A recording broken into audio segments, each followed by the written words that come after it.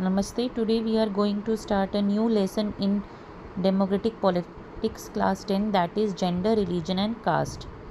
So what is the overview of the lesson? The overview of the lesson is that in our society we divide the society on the basis of gender, religion and caste. Okay, so what is gender basically?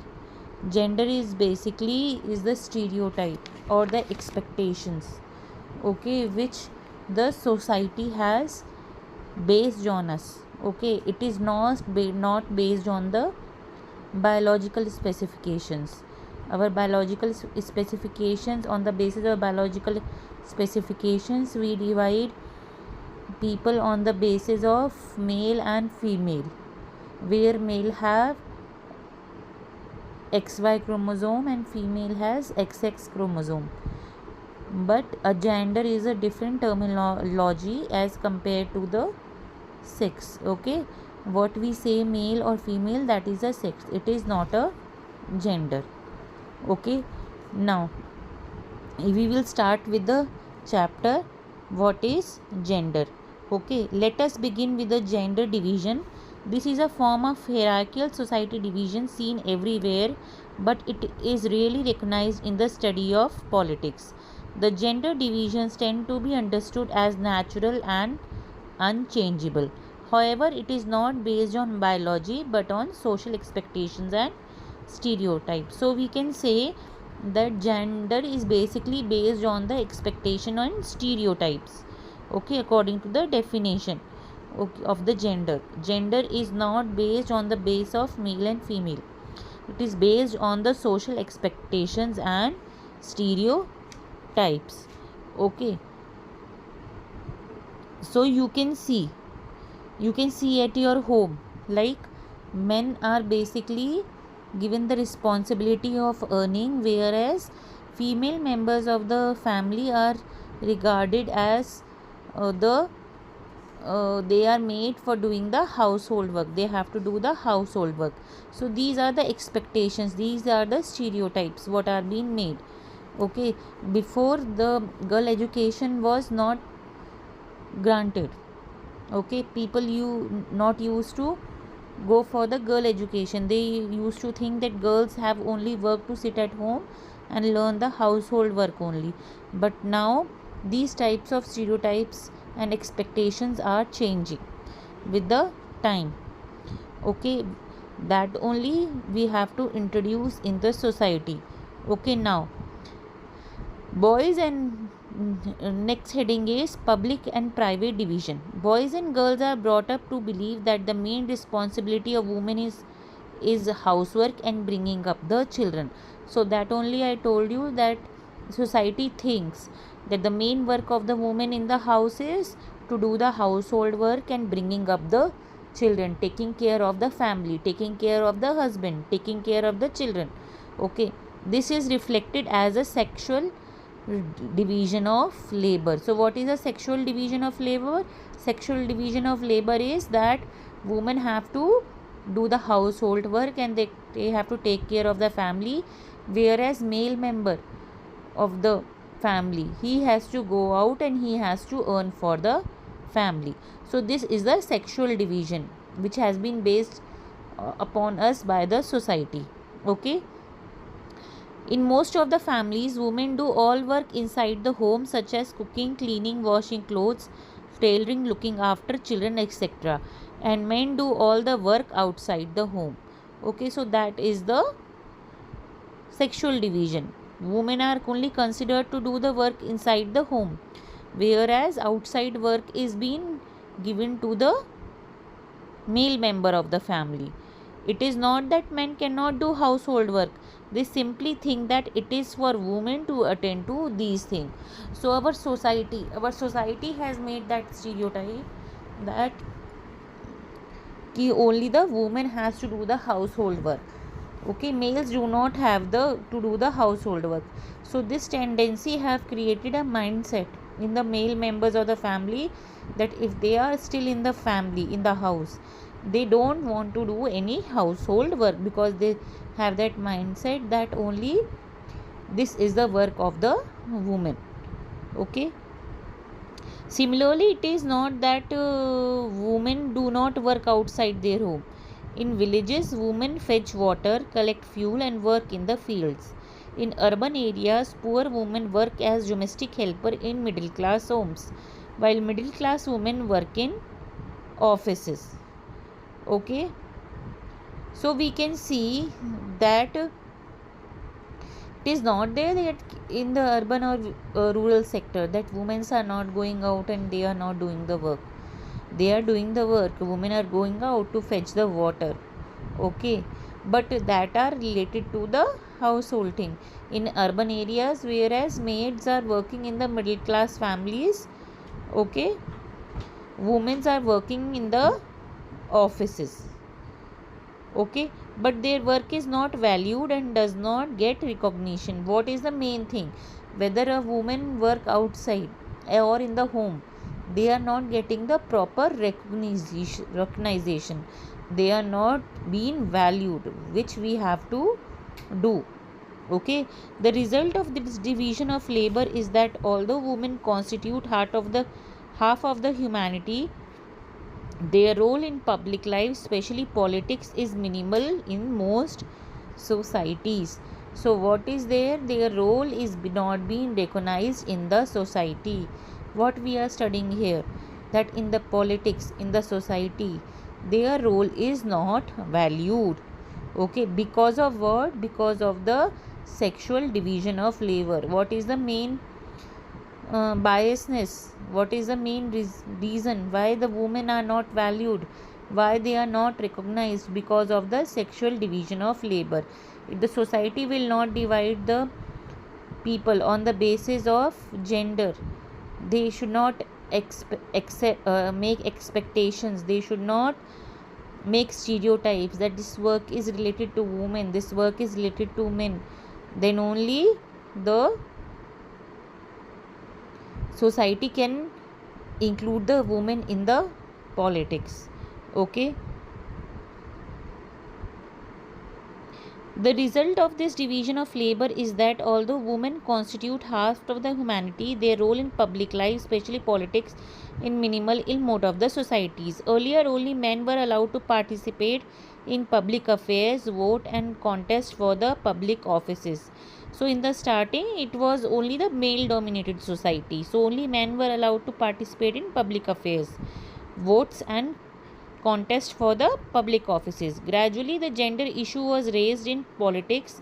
So, we see in if you will see in the liberalism, okay, lesson 1 history, okay, in the Frankfurt Parliament, women were regarded as mere spectators, they were regarded as mere observers. Okay, they were not given any right in the constitution.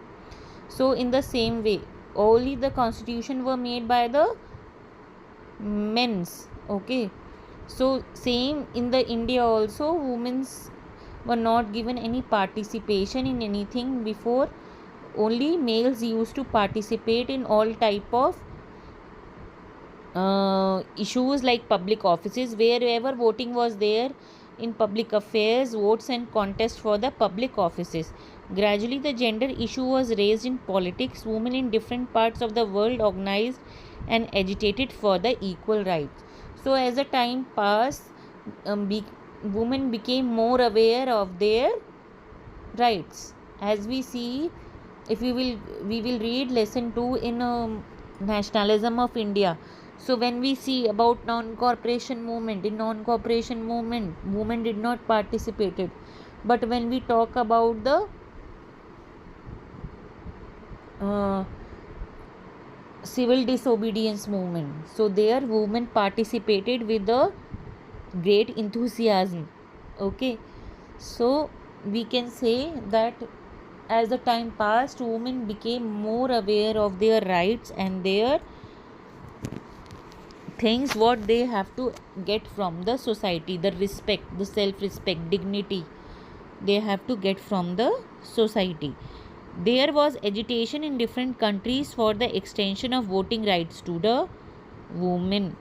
Okay, so in the different countries, women started agitation. They wake up, they get awareness regarding their rights, and they started agitating. They asked the government why they should have a special place in the politics or in the society. These agitations demanded enhancing the political and legal status of women and improving their educational and career opportunities. So, most of the agitations which were demanded, most of the things which women demanded from the society were that they wanted political and legal status of women, and they wanted to improve their education and career opportunities. Means they should be given right to education, and they should also be given equal opportunity in the career. Okay, so when these kinds of movements, these agitations started in the different countries, they took a on a large scale. These kinds of movements, these agitations, these were known as feminist movements. Okay, these type of agitations were known as feminist movements. Political expressions of gender division and political mobilization on this question helped to improve women roles in the public lives. So starting with these type of feminist movement, what happened? The people changed their mindset, okay, on the gender division. Okay, so this helped to enhance the role of women in the public. We now find women working as scientists, doctors, engineers, lawyers, manager, college and university teachers, which were earlier not considered suitable for women. So now we can see that in different parts women are taking a huge place. Okay, they are doing better better than the males in the society. In some parts of the world, for example in Scandinavian countries such as Sweden, Norway and Finland. Okay, so Scandinavian countries are the countries which are basically in the Europe. Okay, like Sweden, Norway and Finland, the participation of women in public life is very high. So because of these feminist women, what happened in Europe, especially in the European countries, the women of the respect, the dignity and the participation of the women in the society increased. So here is one picture in your Ncert book, that is perceptions of ideal women. So if you will see this picture, in this picture you will see, according to the serial makers, what is the perception of the woman, how the woman should be. She should sit every day on the sofa, and she should watch the TV. Okay, so that the TRP should increase, television rating should increase of the serial. Then according to the fashion industry, what should be an ideal woman? An ideal woman should have a good figure, she should be thin, she should have modern outlook. Okay, she should be confident. So that is the ideology of the beauty industry. Then second is the society to the ideal housewife. To the society, what is the ideal housewife? Ideal housewife is who can do so many works, multitasking. It can do multitasking on a large scale. Okay, then for in-laws, a bride who is going to marry a groom, his or her son. Okay, so what perspectives the in-laws have? That ideal bride should bring lot of money. Okay, television, refrigerator, car, AC, everything the woman should bring in the marriage.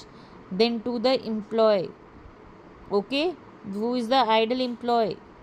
For an employer who can work for many hours, who can prove itself, who can work according to the employer. Okay, so perceptions of women differ from place to place in society. Perception of ideal woman is changed. Okay, the people think differently about the women. Okay. Now, in our country, women still lag much behind men despite some improvement since independence. So, we discussed about the European countries. Now, what happens in our country? Okay, if we see in our country, what happens in our country? In our country, women still lag much behind men despite improvement since independence. Whatever, how much we are open minded, still we form the patriarchal society. What is the patriarchal society? Patriarchal society is a society where all the decisions are taken by the males. Okay, still the women don't have that status that they can take decision for themselves.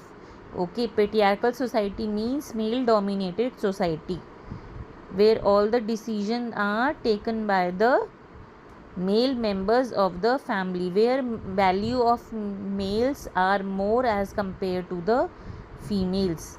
Okay, women face disadvantage, discrimination and oppression in many ways. So in our society, in patriarchal society, what women face, what disadvantage, what discrimination, what oppression, that we will now discuss. What are the different disadvantages, discrimination and oppressions which are being faced by the women in the society? So first is the literacy rate among women is only 54% compared with 76% among men. So we see the literacy rate of men is 76%, whereas the literacy rate of women is 54%. There only we can see the difference. Okay, why? Because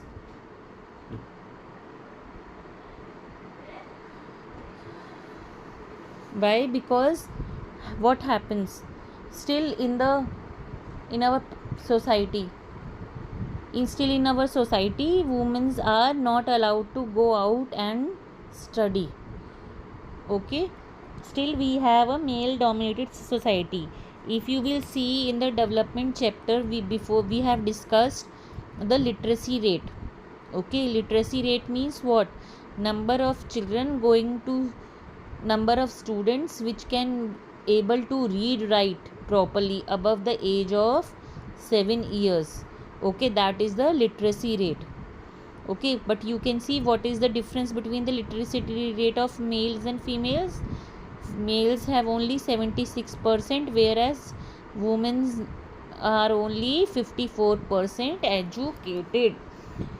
So only small number of girls, okay, smaller proportion of girl students, they go for the higher studies. Okay, what happens in the early age? They are married off. Okay, we will see in the rural areas, most of the girls, they are married, they are get married only at the early age. They don't even reach the age of 18 years. Okay,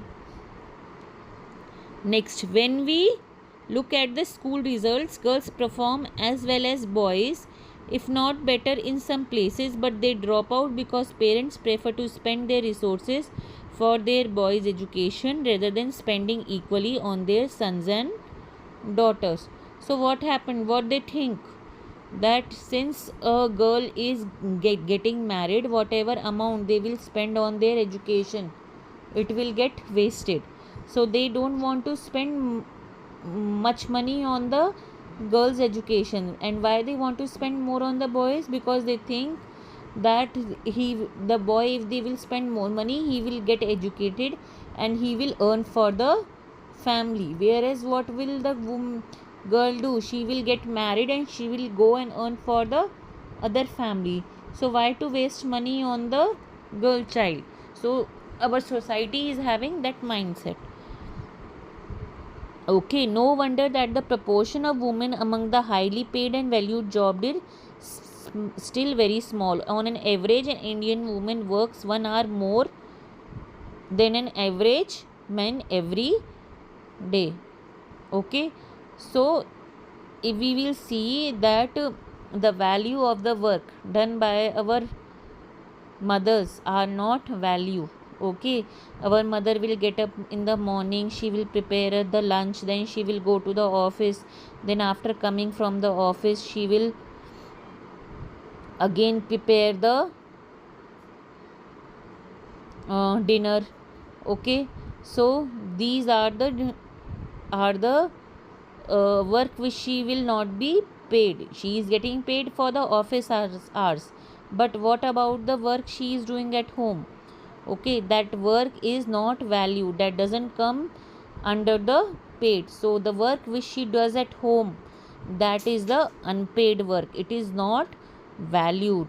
Okay, so we see, because previously when men and women used to work, men used to get high pay as compared to the women. So in 1976 a equal remuneration act was passed by the government, where the both men and women were equally paid for the equal work, equal salary. So whether a woman is working or a male is working, according to the equal remuneration act 1976, they both will get the equal amount of salary. Okay, their working hours will be same, they will also get the equal amount of salary. Okay, next is, in many parts of India, parents prefer to have sons and find ways to have the girl child aborted before she is born. Such sex selective abortion led to decline in child sex ratio in the country to merely 1919. Okay, so we see that most of the families in India, parents prefer to have sons. Why? Because again I will tell you, because they think that son will become the earning member of the family, he will earn from the family, whereas the girl will, they have to waste money on the girl, and girl will go and get married and go to the other person's house, so they don't want to waste money on the girl child. Okay, so they have that mindset. So what they do the abortion. What is abortion? Child aborted means they will kill the girl child in the womb of the mother through operations, through different medications, so the girl child is not born. Because of which, what has happened, the child sex ratio has been declined. We have less number of women as compared to the males. So in our society, females are less in number as compared to the males. So we have only 919 females over 1000 males. Okay, so you can see in the map the child sex ratio, okay, in the different areas. If you will see in Jammu and Kashmir, it is below 875. Okay, if you will see Rajasthan is having 876 to 900, whereas if you will see Uttar Pradesh, Madhya Pradesh, there it is 901 to 925, whereas mostly in the south green areas you will see that the child sex ratio is more. Okay, and especially if you will see in Kerala, Chhattisgarh, and you will see in Tripura, if you will see in Bangalore, it is 951 and above. So highest child sex ratio is in Kerala, Chhattisgarh, West Bengal, Assam and Tripura, these states. Okay, so tomorrow we will continue. Tomorrow I will upload the video on the women political representation, and I will also explain you about the religion and communalism. What is communalism? What is religion? Okay, we will discuss about these topics. What is secular state? Okay, what is caste inequalities? What is urbanization? These all topics I will try to cover in my coming videos. Okay, how is caste in politics? How is caste inequality today? Okay, politics in caste. So I will post more videos on these on this lesson. Stay tuned. Wait for my next video. Thank you.